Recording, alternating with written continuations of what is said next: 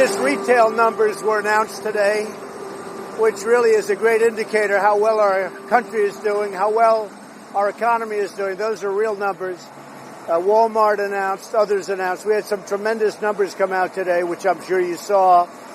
So we're very happy about that. We're doing very well. The economy is incredible. The consumer, probably above all else, the consumer is doing incredibly. So go ahead. Any questions?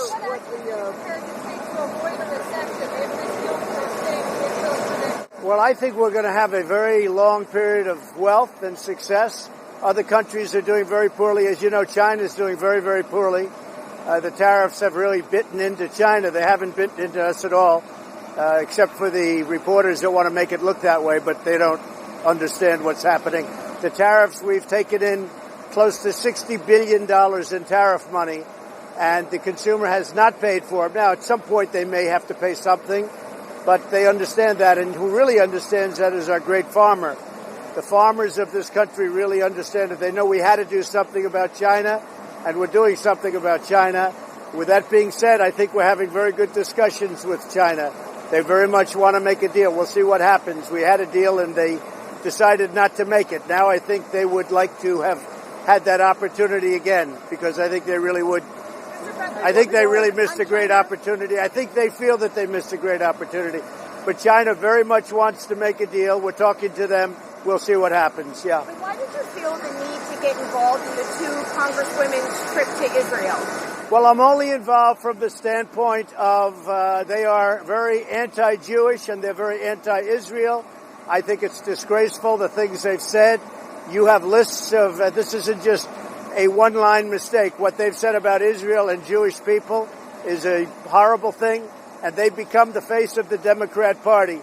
So I did absolutely put out a very strong statement. I think if you look at their language, if you look at what they've said, if I ever said it, it would be a horrible month, to put it mildly. So the things that they've said, Omar, Tlaib, what they've said is disgraceful. So I can't imagine why Israel would let them in.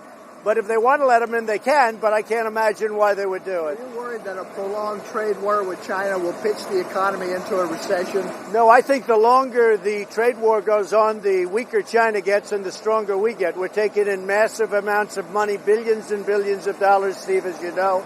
And I think the longer it goes, the stronger we get. I have a feeling it's going to go fairly short. I think it's going to be, China's lost millions of jobs. You saw that reported today. Thousands of companies are closing in China. And I don't know, maybe they want to do this for a year. They'd love to have somebody like Biden who doesn't know what he's doing. I mean, I just put a clip where he said, we want to build up China. We want to build up China. Well, they gave us a very strong China. China's taken out over $500 billion a year for many years from our country. And that's not going to happen anymore. How concerned are you, let me just follow up, sorry. Sure, How concerned are you about a violent crackdown by the Chinese in Hong Kong? Well, I am concerned. I wouldn't want to see a violent crackdown. I put a little bit of a memo out last night. He's a man I like a lot. I get along with him very well, President Xi. And I said that I would be willing to bet that if he sat down with the protesters, a group of representative protesters, I'll bet he'd work it out in 15 minutes. I bet he'd work it out very quickly. I know it's not the kind of thing he does, but I think it wouldn't be a bad idea. I really believe if he sat down, they have a certain little leadership pool. If he sat down with that leadership pool, I'll bet he'd work something out very quickly. It really seems like things that could be worked out pretty easily. Did you speak with Prime Minister Netanyahu about the Congresswoman? I don't want to comment about who I spoke to, but I think my social media statement pretty well speaks for itself. I feel that they are so anti-Israel, so anti-Jewish. Again, if other people made that statement, there would have been hell to pay. So, but I did speak to people over there, yeah.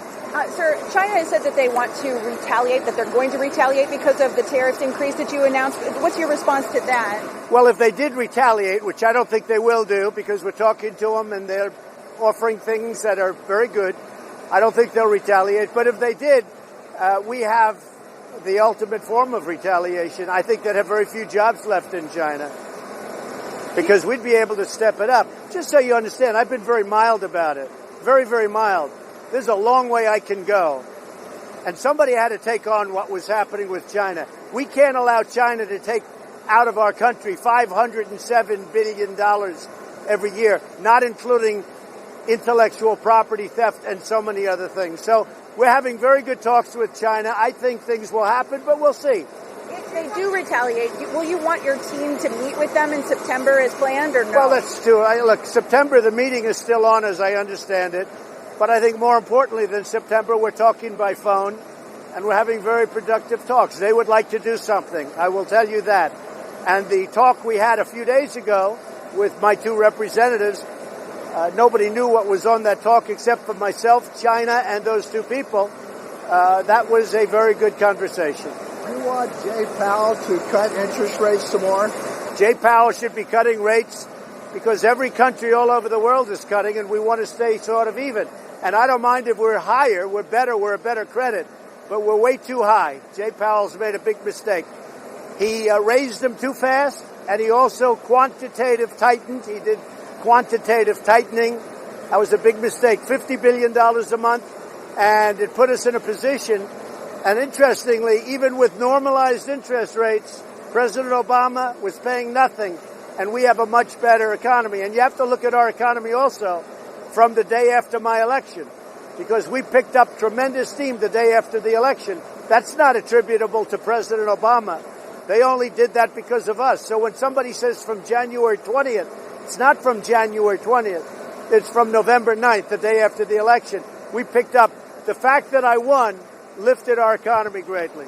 And if I didn't win, it would go down. And frankly, if for some reason that happened in the 2020 election, you'll see this economy go down the tubes. I will tell you that right now. Mr. President, do you have any idea on when China's going to follow through on their ag purchases and crack down on fentanyl? They want to follow through very quickly. This was part of the conversation that we had. They had a special representative actually come over and talk to us, a different group, and a message to me, a very strong message to me. They want to start doing that very quickly. I'll be honest, I'm not there yet. Did you tell Israel? It's not China. I'm not there yet. We'll see what happens. I really would like to see China in a humane way solve the problem in Hong Kong. Humanely solve the problem in Hong Kong. And I think they could do it very quickly. You know, I said yesterday, I really have a lot of confidence in President Xi. I know that if he sat down with their representatives, I have no doubt he would solve that problem quickly. In your conversations with people connected to Israel, did you encourage them to reject the concept? No, I don't encourage or discourage. I think that if Israel allowed them to come in for the normal reasons, other than those reasons, I really believe that it would be a terrible thing for Israel. I think it would show a terrible sign. They want to do boycotts. They said horrible things about Jewish people. They said horrible things about Israel and Israelis. I think it would be a terrible thing, frankly, for Israel to let these two people who speak so badly about Israel come in. And they have become, amazingly, the face of the Democrats. The Democrats don't want to do anything to condemn them. If this were 10 years ago, or if this were maybe a different time or different people or whatever, they would be condemned for the things they've said. They've said some of the worst things I've ever heard said about Israel. So how can Israel say, oh, welcome? I don't think it would be a good thing for Israel. Mr. President, do you think that Steve King needs to resign? I don't know the situation with Steve King. It looked like I read a statement that supposedly he made. I haven't been briefed on it, but certainly it wasn't a very good statement. So you're going to go to the G7 pretty soon, and I think you're going to meet with Boris Johnson. Are you going to have some sort of declaration about the intent to seal a trade deal with him, with the Britons? So we're dealing with the UK on trade and a trade deal, and we're going to have a great deal made. I've been dealing with Boris Johnson. I just spoke to him yesterday. I'll speak to him again. He and I are very much aligned. We feel very good about each other. I think we'll make a fantastic and big trade deal with the UK. Actually, we should do much more business than we're doing with the UK. You know, they're probably, I don't want to say our closest because I don't want to insult other people, but certainly, or countries, but certainly they're one of our closest allies anywhere in the world. And we're going to have a fantastic relationship with UK, and we're going to have a great trade deal with UK, and that's moving along rapidly. Any other goals for the G7, sir? I think just relationship. We'll see what happens. We have a lot of things to discuss. A lot of things to discuss. Is Corey going to announce tonight? I don't know. Corey Lewandowski, I think, would be terrific if he ran, but I don't know that he's going to run. I spoke to him about it a week ago. Frankly, I think it's something he'd like to do, but I don't know that he's going to do it. I think he'd be very good. He loves New Hampshire. He loves our country. If he did it, I think it'd be very formidable. What executive action are you prepared to take on guns? Executive action about guns? We're going to look at that very closely, and we're looking at the whole gun situation. I do want people to remember the words mental illness. These people are mentally ill, and nobody talks about that. But these are mentally ill people, and people have to start thinking about it. I think we have to start building institutions again because, you know, if you look at the 60s and 70s, so many of these institutions were closed, and the people were just allowed to go onto the streets. And that was a terrible thing for our country. They closed them. Cities couldn't afford them, and they closed them. I mean, I can tell you in New York, they closed a lot of them. And the people went out onto the streets, and it's a terrible thing. But a lot of our conversation has to do with the fact that we have to open up institutions. We can't let these people be on the streets. So we have a tremendous crowd in New Hampshire. It's all over the place. Everybody's saying, wow.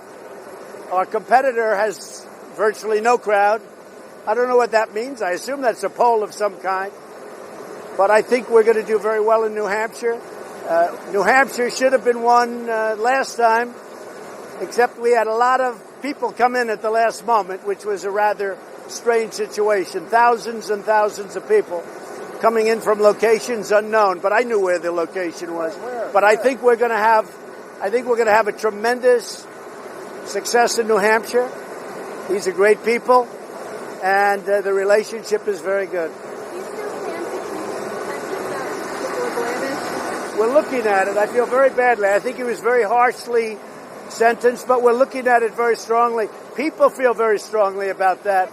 I floated it, and I wanted to see where the Democrats stood, where the Republicans stood. People feel very strongly about Rod Blagojevich and his sentence.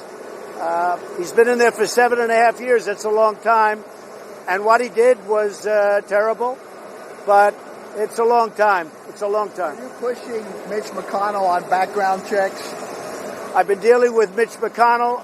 He's a man who we have had tremendous success with judges and judicial appointments.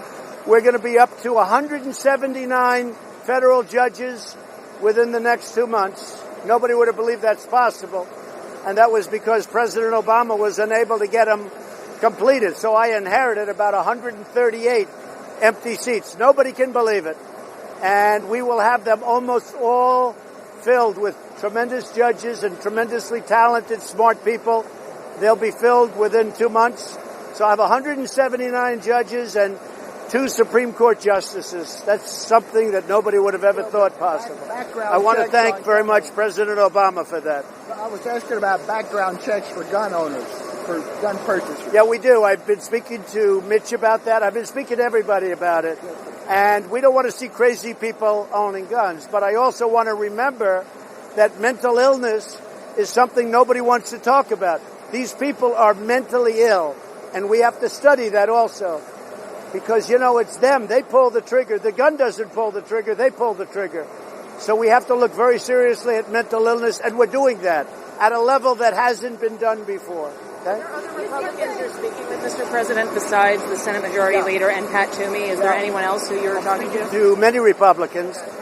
And I'll tell you, it's been an amazing experience. They want to see something happen. And basically, it's very simple. They don't want to have insane people, dangerous people, really bad people having guns. Republicans agree with me on that. I think, I would say pretty much uniformly. Do you think this will be easy to do when the Senate comes back? I'm afraid that if we came up with a good bill, I think the Democrats then might up it and then do things that can't be done and that the public wouldn't want done. I hope that wouldn't happen, but that's happened in the past. You understand.